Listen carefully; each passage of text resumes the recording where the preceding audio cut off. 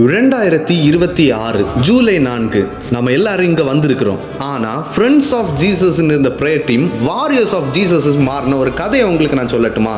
அதுக்கு நம்ம 2013 ஆண்டுக்கு கடந்து செல்லணும். ஜூலை 3, 2013 ஆண்டு ஒரு வீட்டோட மொட்டை மாடியில 3 வாலிபர்கள் ஏசப்பாவோட தரிசனத்தை பார்த்துட்டு அவங்க நம்மளுடைய தேசத்துக்காகவும் வியாதியஸ்தர்களுக்காகவும் மற்றும் அவர்களுடைய ஆவிக்குரிய வளர்ச்சிக்காகவும் ஜெபிக்க ஆரம்பிச்சாங்க.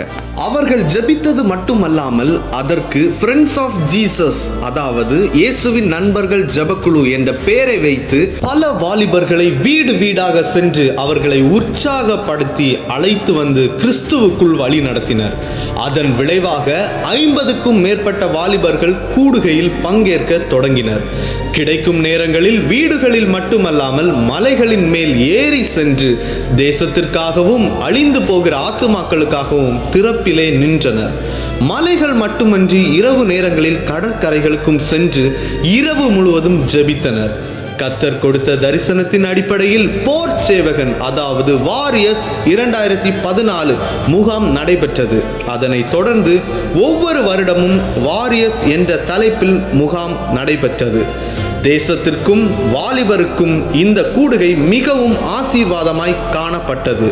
கண்ணீரோடு விதைத்தவர்கள் கம்பீரமாக அறுவடை செய்ய வேண்டிய காலம் நெருங்கியது. கூடுகையில் பங்கு பெற்ற அனைவரையும் கர்த்தர் அடுத்த கட்ட ஆசீர்வாதங்களால் நிரப்ப தொடங்கினார். இதன் காரணமாக பல பட்டணங்கள் மற்றும் பல நாடுகளுக்கு வேலைக்காக கடந்து சென்றனர். 2020 உலகமே ஸ்தம்பித்த கொரோனா என்னும் பெரும் தொற்று தேசத்தை நிலைகுலைய செய்தது. ஆனால் ஜெபத்தையோ தடை செய்ய முடியவில்லை. ஆன்லைன் ஜெபம் தொடங்கப்பட்டது. இந்நாள் வரைக்கும் அது தொடர்கிறது. கொரோனா தொற்று காலத்தில் பொருளாதார நெருக்கடியில் பல குடும்பங்கள் சிக்கின. இந்த டீம் மூலமாக எந்த மத பாகுபாடின்றி நலத்திட்ட உதவிகள் செய்யப்பட்டன. உறவுகளை இழந்த குடும்பங்களுக்கு பண உதவியும் செய்யப்பட்டது. மாதந்தோறும் கேன்சர் நோயாளிகளுக்கு மருத்துவ தேவைகள் மற்றும் மருத்துவமனையில் இருக்கும் நோயாளிகளுக்கு உணவுகளும் வழங்கப்பட்டன.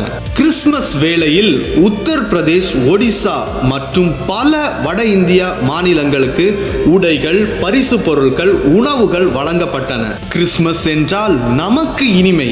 ஆனால் முதியோர் இல்லத்தில் இருப்பவர்களுக்கோ, சிறுவர் இல்லத்தில் இருப்பவர்களுக்கோ, ஏழை எளிய மக்களுக்கோ ஐயோ!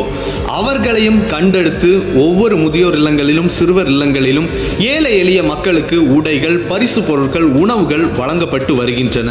அது மட்டுமின்றி ராஜஸ்தான், ஒடிசா, சத்தீஸ்கர் மற்றும் பல வட இந்திய மிஷனரிகளுக்கு தொடர்ச்சியாக உதவிகள் செய்யப்பட்டு வருகின்றன. வட இந்தியா மற்றும் தமிழ்நாட்டின் பல்வேறு பகுதிகளில் திருச்சபை கட்டுமான பணிகளுக்கு பண உதவிகள் செய்யப்பட்டன. பார்வையற்ற குழந்தைகளுக்கு உடைகள், உணவுகள், பரிசு பொருட்கள் வழங்கப்பட்டு வருகின்றன. கணவரை இழந்த குடும்பங்களுக்கு தொடர்ச்சியாக பல்வேறு உதவிகள் செய்யப்பட்டு வருகின்றன.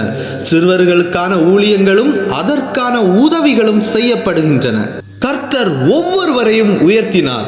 அவர்கள் மேலும் கர்த்தரை உயர்த்தினர். அரபு நாடுகளில் வனாந்தர ஜெபம் தொடங்கப்பட்டது மற்றும் ஐரோப்பியா, இந்தியாவின் பல்வேறு பட்டணங்களில் வேலையோடு கூடிய ஊழியத்தை செய்ய தொடங்கினர்.